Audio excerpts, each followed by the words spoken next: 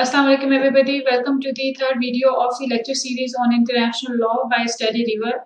Today we will be discussing about state as the subject of international law. And in this we will be discussing about the statehood and state jurisdiction. First we have to know कि state होती क्या है और how states became the subject of international law. This is a general understanding that states are the primary subject of international law क्योंकि जब international law बनना शुरू हुआ हमने अपनी previous videos में discuss किया कि states जो है जो international relations है basically वो state to state relations की बात करता है. इसी तरह international law जो है it discusses about the legal relationship of states. So जो application है international law की 85% of that international law is applicable on the states. So states जो है they are the primary actors in international law. Currently contemporary अगर हम era में देखें तब भी यही रूल है और previously भी यही चलता आ रहा है. So there was this एक saying है the orthodox positivist doctrine है that has been explicit in the affirmation that only states are subject of international law. Previously अगर हम जब वेस्टफेलिया पीस ट्रीटी में देखते हैं और उसके बाद नेशन स्टेट्स इमर्ज हो रही हैं, सोवरेनिटी का कॉन्सेप्ट आ रहा है, लीगल पॉजिटिविज्म का एक कॉन्सेप्ट इमर्ज हो रहा है, उसमें क्या है कि स्टेट को जो है वो सोवरेन की पावर्स दी जा रही हैं और स्टेट्स को एक ऐसी एंटिटी कहा जा रहा है जो कि एक ही जो है वो मेजर एंटिटी है और वो बिफोर द लॉ है. इसीलिए कहा गया कि लॉ जो है वो सिर्फ स्टेट्स पे एप्लीकेबल है. there is no other subject of international law. There was another saying that insurgents and belligerents, international organizations, chartered companies and various territorial entities such as the League cities were all at one time or another treated as possessing the capacity to become international persons. So एक जो एक idea है वो ये है कि states are the primary subject of international law. Then we see कि जैसे globalization का एक era आ रहा है, IT का era आ रहा है, we are living in the internet age. उसमें क्या है कि different entities are emerging और वो add होती जा रही हैं international relations के domain में. So there is a thinking कि जो दूसरी entities हैं, for example, currently we see international organizations and individuals as the subject of international law. So this is a debate जो कि काफी पहले से चलती आ रही है, but still states जो हैं still they are the primary subject of international law. So everybody, this is important to see कि statehood के जो elements हैं वो क्या हैं और एक state जो है वो किस वक्त वजूद में आती है, क्या ज़रूरी चीज़ें हैं, ingredients हैं जो कि state के अंदर होने चाहिए. ठीक है, पहली जो चीज़ है वो है population. Then a state has to have a defined territory, a government and capacity to enter into relations with other state.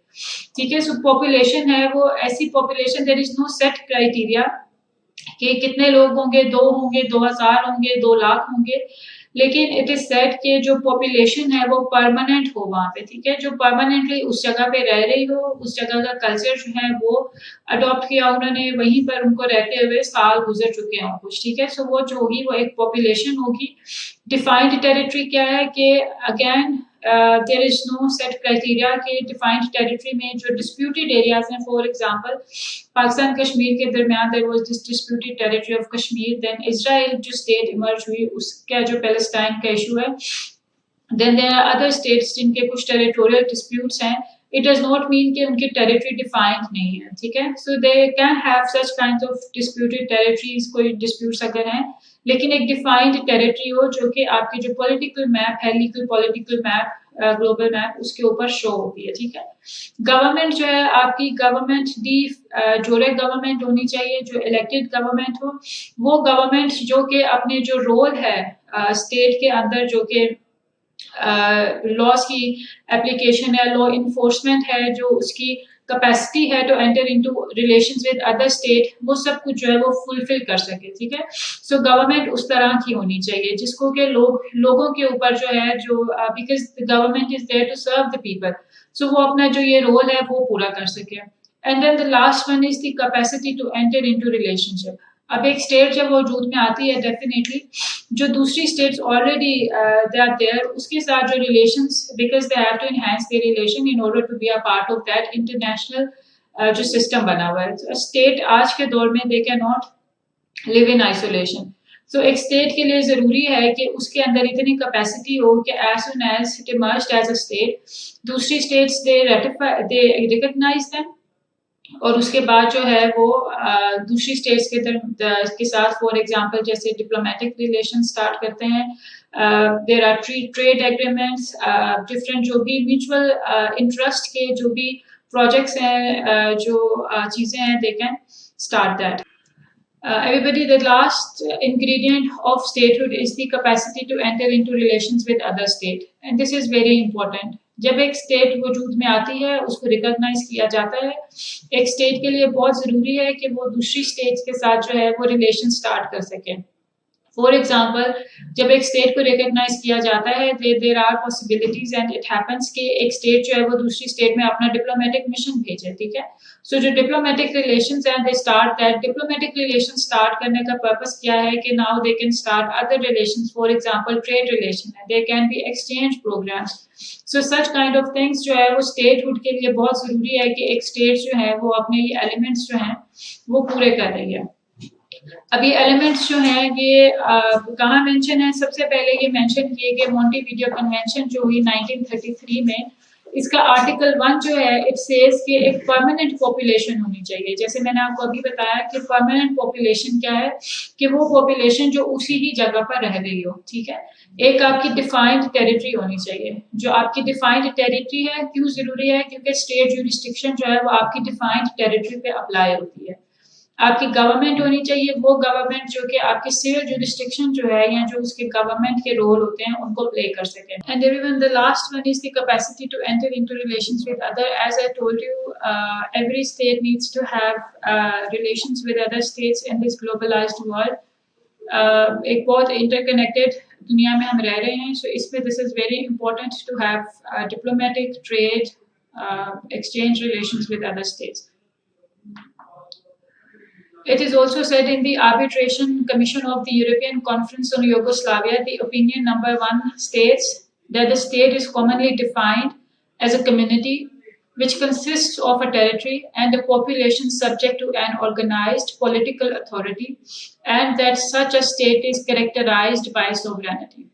ठीक है, so this is very important कि आपकी टेरिटरी, आपकी पॉपुलेशन हो और ऑर्गेनाइज्ड पॉलिटिकल अथॉरिटी हो. That political authority जो अपने सब्जेक्ट्स हैं, जो कि सिविलियंस हैं, उनके ऊपर जो अपनी, आई विल नॉट से कि अथॉरिटी एज सच जो अथॉरिटेरियन गवर्नमेंट की बात हो रही है, बट द सिविल गवर्नमेंट जो आपकी गवर्नमेंट है, जो उनके रोल्स हैं, जो लोगों के राइट्स एंड ड्यूटीज हैं उनको प्रोटेक्ट करना, उनको प्रोवाइड करना, वो सब कुछ पूरा कर रहे हो. ठीक है, और उसके अलावा क्या है कि स्टेट की जो सोवरेनिटी है, स्टेट सोवरेनिटी मीन्स कि there is no other power which can enter into your territory without your consent. ठीक है, सो सोवरेनिटी जो है आपकी absolute power on your territory, उसको कोई भी वायलेट ना कर सके, उसमें इंटरफेयर ना कर सके. State needs to have that capacity. Then there was this case on Island case था 1920 में, जिसमें ये कहा गया कि this certainly did not take place until a stable political organization had been created and until the public authorities had become strong enough to assert themselves throughout the territories of the state without the assistance of the foreign troops. ठीक है, so क्या है कि एक territory के लिए, एक state के लिए ज़रूरी है कि जो उसकी पॉलिटिकल ऑर्गेनाइजेशन है वो क्रिएट की जाए, उस तरह की पॉलिटिकल ऑर्गेनाइजेशन जो इंडिपेंडेंटली और जिसके पास पावर हो, जो अपनी स्टेट के लिए खुद से डिसीजन मेकिंग कर सके और डिसीजन ले सके without the help of the foreign troops और फॉरेन असिस्टेंस. ठीक है, तो this is the kind of states we are talking about today. जी, सो देर आर स्टेटहुड के लिए बहुत ज़रूरी हैं दो चीज़ें. There are other things which we will be discussing, but two things which are sovereignty and independence. Sovereignty, जैसे मैंने अभी थोड़ी देर पहले आपको बताया कि सोवरेनिटी इज द कॉन्सेप्ट जो कि ट्रीटी ऑफ वेस्टफेलिया में 1648 में एक चीज़ इमर्ज होती है, बिकॉज ट्रीटी ऑफ वेस्टफेलिया से पहले इंडिविजुअल्स जो थे दे वर दी सोवरेन. ठीक है, सोवरेन एंटिटीज जो थे दे वर इंडिविजुअल्स, जो कि किंग्स, एम्परर्स, डिफरेंट एम्पायर्स के थे. ट्रीटी ऑफ वेस्टफेलिया ने क्या किया कि जो नेशन स्टेट्स हैं उनको सॉवरेन बना दिया. जब नेशन स्टेट्स को सॉवरेन बना दिया गया तो एक सोवरेनिटी का कॉन्सेप्ट क्रिएट किया गया to limit the religious warfare जो कि उस टाइम पे चल रहा था। अब वो सोवरेनिटी का कॉन्सेप्ट क्या है, वो सोवरेन के कॉन्सेप्ट से ही निकला है कि स्टेट की सोवरेनिटी के, स्टेट की टेरिटरी के अंदर कोई दूसरी स्टेट जो है वो इंटरफेयर नहीं कर सकती है। ठीक है, ये बहुत इंपॉर्टेंट एलिमेंट है स्टेटहुड का। Another thing, independence. इंडिपेंडेंस क्या है कि स्टेट अपने इंटरनल एंड एक्सटर्नल अफेयर्स में इंडिपेंडेंट है। जो भी वो डिसीजन मेकिंग करना चाहती है, जिसके साथ ताल्लुकात वो रखना चाहते हैं, जिस तरह की फॉरेन पॉलिसी अडॉप्ट करना चाहती है, वो अपने अफेयर्स में इंडिपेंडेंट है। ठीक है, ये सोवरेनिटी से कॉन्सेप्ट इंडिपेंडेंसी का निकला है। There is this very important concept जो हमें समझने की जरूरत है सेल्फ डिटर्मिनेशन का, कि राइट ऑफ पीपल, जो भी लोग हैं वो, उनका जो पॉलिटिकल विल है उनकी, वो खुद से जो है they can choose their own identity. ठीक है, सो ये सोवरेनिटी का एक कॉन्सेप्ट है जिसको हम डिस्कस करते हैं, and we say that this is the Wilsonian एक थ्योरी है सेल्फ डिटर्मिनेशन की, because Woodrow Wilson was the one जिन्होंने बहुत ज्यादा काम किया सेल्फ डिटर्मिनेशन पे। So according to him, national aspirations must be respected. People may now be dominated and governed only by their own consent. Self-determination is not a merry phrase, it is an imperative principle of action. ठीक है, सो ये Woodrow Wilson ने after the world war 2 ये एक point जो है ये race किया सेल्फ डिटर्मिनेशन के ऊपर, कि इसको ऐड किया जाए, जो कि लीग ऑफ नेशंस बनाई जा रही थी, एक इंटरनेशनल ऑर्गेनाइजेशन क्रिएट की जा रही थी, उसके चार्टर में ऐड किया जाए ताकि राइट टू सेल्फ डिटर्मिनेशन जो है वो सारे लोगों को दिया जा सके। ठीक है, एंड ही सेड कि this is not a phrase but this is the principle of action. ठीक है, कि लोग जो है वो अपनी मर्जी से अपनी आइडेंटिटी चूज कर सकें। और वुड्रो विल्सन के जो 14 पॉइंट्स हैं, जो कि बहुत फेमस 14 पॉइंट्स हैं, point number 5 also talks about the self determination का जो कॉन्सेप्ट है, and it says that a free, open minded and absolutely impartial adjustment of all colonial claims based upon a strict observance of the principle that is determining all such questions of sovereignty and interest of population concerned must have equal weight with the equitable claims of the government whose title is to determine। ठीक है, कि जो भी world war 1 के बाद जो भी settlement होने जा रही थी, उसमें ही सेट के दे एडजस्टमेंट शुड बी इम्पार्शियल। ठीक है, कि लोग अपनी मर्जी से जो जिस तरह के एडजस्टमेंट वो करना चाहते हैं, जिस कंट्री के साथ एसोसिएट होना चाहते हैं, should be given this freedom to do so. So everybody, we were talking about the right of self-determination, and if we talk about in the context of Russia, Russia also supported this principle of right of self-determination. And Stalin, he said that the right to self-determination cannot and must not serve as an obstacle to the exercise by the working class of its rights. To dictatorship, the former must give way to the latter.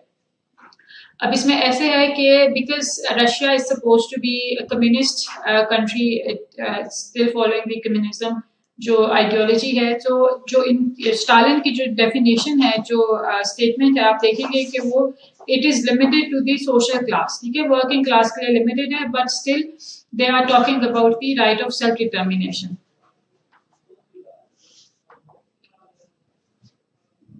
Ji, so जो right of self determination है या sovereignty का जो एक concept है, it is also given in the League of Nation में, जो है जब बन रहा था लीग ऑफ नेशन का चार्टर बन रहा था, उसमें ऐड करवाया गया। As I told you, Woodrow Wilson was the one who wanted to he wanted this concept to be added in the charter of League of Nation, लेकिन League of Nation के charter में unfortunately जो concept है self determination का, उसको Codify नहीं किया जा सका। ठीक है, और देयर वाज दिस केस जिसमें अगेन एक जो जजमेंट थी, उसमें ये कहा गया कि if the desire for self determination of any people in the world is likely to affect the peace of the world or good understanding between nations, it becomes the business of the league। ठीक है, कि अगर तो कोई ऐसी चीज जो कि वर्ल्ड पीस को अफेक्ट कर रही है, तो फिर वो लीग का बिजनेस बन जाती है। लीग का बिजनेस का मतलब है कि वो लीग ऑफ नेशंस की जिम्मेदारी है कि वो उसको एड्रेस करे। यही वजह थी कि ये जो सॉवरेनिटी का और सेल्फ डिटर्मिनेशन का कॉन्सेप्ट है, क्योंकि हमने देखा कि वर्ल्ड वॉर 1 के बाद वर्ल्ड वॉर टू को स्टॉप नहीं किया जा सका, ठीक है। सो वर्ल्ड वॉर टू के बाद जो है यूनाइटेड नेशंस बनाई गई, बहुत केयरफुली जो है उसका चार्टर डिजाइन किया गया। उस चार्टर का जो आर्टिकल 1 है para 2, it specifies that one of the purposes of United Nations to be the development of friendly relations among nations based on respect for the principle of equal rights and self-determination of peoples and to take other appropriate measures to strengthen universal peace। ठीक है कि United Nations के charter में वो सब चीजें जो कि वर्ल्ड वॉर 1 और वर्ल्ड वॉर 2 से जो लेसन्स लर्न किए गए उनको ऐड किया गया, ताकि लेटर ऑन जो है वो स्टेट्स के दरमियान इस तरह के जो मसाइल हैं उनको लीगल जो स्पेस है उसमें रखते हुए जो है वो असेस किया जा सके। अगेन दिस आर्टिकल 55 जो है this is the UN charter article, ठीक है। It says that international economic and social cooperation states that the United Nations shall promote certain objectives with a view to the creation of conditions of stability and well-being, which are necessary for peaceful and friendly relations among nations, based on respect for the principle of equal rights and self-determination of peoples। ठीक है। सो charter जो है United Nations के, उसमें 2 दफा self determination के बारे में स्ट्रेस किया गया कि जो भी आपके अरेंजमेंट्स होते हैं स्टेट्स जो आपस में फ्रेंडली रिलेशंस के लिए जो अरेंजमेंट करते हैं, उसकी ये नेसेसरी है कि एक तो रिस्पेक्ट हो, रिस्पेक्ट फॉर द सोवरेनिटी, कि आप दूसरी स्टेट के इंटेग्रिटी पे एक तो इंटरफेयर नहीं करेंगे, उस स्टेट के इंटरनल अफेयर्स या एक्सटर्नल अफेयर्स में इंटरफेयर नहीं करेंगे, और दूसरा जो है principle of equal rights and self determination of peoples जो है उसको सपोर्ट करेंगे। स्टेटहुड के एलिमेंट्स के बारे में हमने पढ़ा कि there are 4 elements of statehood and the concepts which are related to statehood, जैसे कि सॉवरेनिटी है, इंडिपेंडेंस है एंड सेल्फ डिटर्मिनेशन है। अब स्टेट जो है वो एक्सटिंक्ट हो सकती है या नहीं हो सकती है। जो स्टेटहुड है उसके एलिमेंट्स को एक्सटिंक्ट किया जा सकता है, ख़त्म किया जा सकता है या नहीं किया जा सकता है। सो ये ज़रूर हो सकता है in form of the merger, absorption या एनेक्सेशन। जैसे कि अगर रशिया ने क्रीमिया को एनेक्स कर लिया है, सो क्रीमिया को बिकॉज वी हैव सीन के जो जगह है, टेरिटरी है, वो जो पावर जो है उसको जिसकी अथॉरिटी है उसी के रूल्स एंड लॉज चलते हैं, ठीक है। सो इन केस ऑफ एनेक्सेशन वो क्या है, वो रशिया की टेरिटरी के लायक, ठीक है। Even if this is illegal, there are states जिन्होंने इस एनेक्सेशन को एक्सेप्ट भी किया है। प्रीवियसली अगर हम देखें, there was this merger of Yemen South and North Yemen को 1990 में मर्ज कर दिया गया। सो जो दोनों स्टेट्स, दोनों जो अलग अलग आइडेंटिटीज थे वो दोनों मर्ज हो गए, ठीक है। इन दिस केस जो एक स्टेटहुड है वो एक्सटेंट हो गया और एक सिर्फ वो जो स्टेट है वो रहेगी। इसी तरह डिसॉल्व हो गए चेकोस्लोवाकिया इन 1993 में, एंड वी हैव सीन एक स्टेट है चेक रिपब्लिक और स्लोवाकिया, ये बन गई, ठीक है। सो डिसोल्यूशन के जो उसका रिजल्ट आया उसमें 2 नई स्टेट्स इमर्ज हो रही हैं, ठीक है। सो इस सूरत में जो है जो एक स्टेट का जो स्टेटहुड है उसको एक्सटेंड हो सकता है। जैसे कि यूएसएसआर के टाइम पे आपने देखा 1991 में यूएसएसआर जो है वो डिसइंटीग्रेट हो रहा है और रशिया इमर्ज हो रहा है, और फिर there are other 5 Central Asian states जो कि इमर्ज होती हैं, ठीक है। सो स्टेटहुड जो है एसएच, अगर एक स्टेट वजूद में आ गई है तो उसको ख़त्म नहीं किया जा सकता है आज के दौर में, बिकॉज इंटरनेशनल लॉ जैसे हमने देखा जो आर्टिकल 24 है यूनाइटेड नेशंस चार्टर का, इट सेज कि आप जो है वो किसी भी स्टेट को यूज ऑफ फोर्स के थ्रू उसके इंटरनल अफेयर्स में एंटर नहीं हो सकते हैं, ठीक है। So there the only way कि अगर आप कुछ स्टेट्स को जो है, if states want to merge themselves, for example एक ही स्टेट है उसके कुछ पार्ट्स हैं, they want to merge themselves, तो उस सूरत में you can say कि ये मर्जर है, ठीक है जी। there is this other concept of statehood जिसमें कि इंडिपेंडेंस है, जो हमने पहले भी बात की। इंडिपेंडेंस जो है it always brings rights and duties with it। Rights क्या है कि जो स्टेट्स हैं उनके कुछ राइट्स हैं और उनके कुछ ड्यूटीज हैं। जो एक स्टेट है उसके राइट्स दूसरी स्टेट की ड्यूटी है, ठीक है। सो पहला जो राइट है स्टेट का वो ये है कि exercise jurisdiction over it's territory and permanent population. ये क्या है कि एक स्टेट जो है उसके पास एब्सोल्यूट पावर है, जैसे हमने पहले बात की कि जो अपनी जुरिस्डिक्शन है, जो उसकी टेरिटरी है, उसके ऊपर वो अपनी जुरिस्डिक्शन इंडिपेंडेंटली जो है वो अप्लाई करे अपनी टेरिटरी पे और अपनी पॉपुलेशन पे, ठीक है। Another right is to engage upon an act of self defence in certain situations. So ये स्टेट का राइट है कि अगर, जैसे हम यूज ऑफ फोर्स में हम लेटर ऑन डिस्कस करेंगे, सेल्फ डिफेंस का जो एक कॉन्सेप्ट है कि जो स्टेट्स हैं in case of any threat, अगर स्टेट की एग्जिस्टेंस पे या उसके लोगों पे या कोई ऐसा मसला है कि स्टेट को कोई थ्रेट हो किसी दूसरी पार्टी से, तो इन सेल्फ डिफेंस जो वो एक्शन लेती है या यूज ऑफ फोर्स करती है, वो स्टेट का राइट है, which is given in the UN charter. State की एक ड्यूटी है, जैसे मैंने आपको पहले बताया कि एक स्टेट के जो राइट है वो दूसरी स्टेट की ड्यूटी है, ठीक है। सो ड्यूटी क्या है? Not to intervene in the internal affairs of other sovereign state. ये हमने पहले डिस्कस किया है कि यूएन का चार्टर भी और उसके अलावा अदर ह्यूमन राइट्स के जो ट्रीटीज हैं, इंटरनेशनल ह्यूमैनिटेरियन लॉ है, इट सेज कि आपने रिस्पेक्ट करना है एक स्टेट की टेरिटरी को दूसरी स्टेट में, ठीक है। Alright, so everybody, another concept is equality. Equality का मकसद क्या है कि जितने भी states हैं, regardless of their territorial जो उनके साइज है या population size है, उसके regardless जो है सब states जो हैं international law में equal हैं। फॉर एग्जाम्पल, सब स्टेट्स की जनरल असेंबली में एक ही वोट है। अगर आप यूएस को देखें, this is super power. Russia को देखें, लैंड साइज में बहुत बड़ा है, पॉपुलेशन साइज में there are many South Asia के स्टेट्स जो ज्यादा है जिसकी पॉपुलेशन, लेकिन जितने भी स्मॉलर स्टेट्स हैं उनके भी जो स्टेटस है इंटरनेशनल लॉ में, इंटरनेशनल कम्युनिटी में, वो इक्वल है। सो इक्वलिटी का एक स्टेटस रखा गया because of the principle of sovereignty के जो स्मॉलर स्टेट्स हैं, जो लार्जर स्टेट्स हैं या पावरफुल स्टेट्स हैं, it is not their right to interfere in the internal affairs of the smaller states, ठीक है। सो ये sovereignty का जो कॉन्सेप्ट है वो इक्वलिटी के कॉन्सेप्ट को लेकर आता है कि कोई भी स्टेट जो है, whether it is a large state, powerful state, whether it is a small state, developing state, कोई भी स्टेट एक दूसरे के इंटरनल अफेयर्स में इंटरफेयर नहीं कर सकती है, ठीक है। Alright, so everybody, this was also mentioned in the Declaration on Principles of International Law, which was signed in 1970.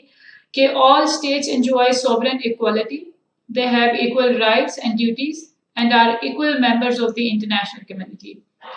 Differences of an economic, social, political or other nature, in particular sovereign equality, ठीक है। कि अगर कोई भी किसी भी किस्म के इकोनॉमिक, सोशल, पॉलिटिकल डिफरेंसेस भी हैं, तब भी जो स्टेट्स हैं they are equal in international community. जी, this is the last concept जो हम पढ़ेंगे स्टेटहुड के लिए, which is peaceful coexistence. Khrushchev की ये एक स्टेटमेंट है, मैंने यहाँ पे मेंशन की है। बेसिक जो इसका पर्पस है कि जो पीसफुल को एक्सिस्टेंस है, दैट वाज द एरा, हमें पता है कि कोल्ड वॉर के टाइम पे देयर वाज दिस टेंशन एक चल रही थी यूएस और यूएसएसआर के टाइम पे, एंड क्रुशेव वाज द वन जिसने डिसाइडेड कि पीसफुल को एक्सिस्टेंस का जो एक कॉन्सेप्ट है उसको लेके चला जाए, टेंशन को जो है वो डिक्रीज किया जाए। So everybody, in this paragraph there are different things which are important to note. One is states have the obligation to refrain from every form of violation of the territorial integrity and sovereignty of another state. Territorial integrity के किसी भी state की territory के internal affairs में आप interfere नहीं कर सकते हैं, ठीक है। This has also mentioned in the charter of United Nations. Again, the second thing, it applies renunciation of interference in the internal matters of other countries. उसके अलावा इम्पोर्टेंट चीज क्या है कि elimination of every threat of war. Peaceful coexistence का मतलब क्या है कि थ्रेट ऑफ वॉर मौजूद ना हो, उसको एलिमिनेट किया जा सके थ्रू पीसफुल कोएग्जिस्टेंस। और उसमें क्या है, द इम्पोर्टेंट जो ऑब्जेक्टिव है वो क्या है कि पीसफुल कॉम्पिटिशन। पीसफुल कंपटीशन क्या है कि जो ग्लोबल वेलफेयर है उसके लिए आप you take measures instead of indulging yourself in war, ठीक है जी। So there are 5 principles of peaceful coexistence which are important. Number 1 is mutual respect for territorial integrity and sovereignty. Number 2 is non aggression, कि आपने aggression के act नहीं करना है। For example, जैसे अभी हमने थोड़ी देर पहले बात की कि स्टेट का ये राइट है कि वो सेल्फ डिफेंस में दूसरी स्टेट के अंदर इंटरफेयर कर सके, ठीक है। अगर अगर देयर इज अ थ्रेट कि जो दूसरी स्टेट है they are going to attack the state A, तो जो स्टेट बी है उसमें before the attack by state A, state B can attack in self defence, ठीक है। और वो एविडेंसेस मौजूद हो, there is a proper procedure which we will discuss later in our other lectures. उसमें क्या है कि आप जितनी भी फोर्स यूज कर रहे हैं वो प्रोपोर्शनल होनी चाहिए और वो with the intent of aggression नहीं होनी चाहिए कि आप एग्रेशन नहीं कर रहे हैं, ठीक है। Non interference in internal affairs, कि आप इंटरनल अफेयर्स में जो है वो इंटरफेयर नहीं करेंगे। इक्वलिटी एंड म्यूचुअल एडवांटेज, जो आप इंटरनेशनल लॉ में मल्टीलैटरल अरेंजमेंट्स देख रहे हैं, this is based on the peaceful coexistence के जो एलिमेंट्स हैं, कि आप जो म्यूचुअल एडवांटेज हैं उन अरेंजमेंट्स पे काम करें जो कि ग्लोबल वेलफेयर की तरफ लेके जा सके। And it self peaceful coexistence, के आप इस तरह के हेल्दी कंपटीशन रखें कि जिसमें आप पीसफुली कोएग्जिस्ट कर सकें, इंस्टेड के there are divergence of interest, और आपके पास जो है वो there are clashes which can lead into different types of conflicts and wars. Everyone, in our next video, we will be discussing about the state jurisdiction, how state applies its jurisdiction and power over its nationals, over its land, and over its goods. We will discuss in the next video. Thank you so much for watching the video. I'll see you in next video. Thank you.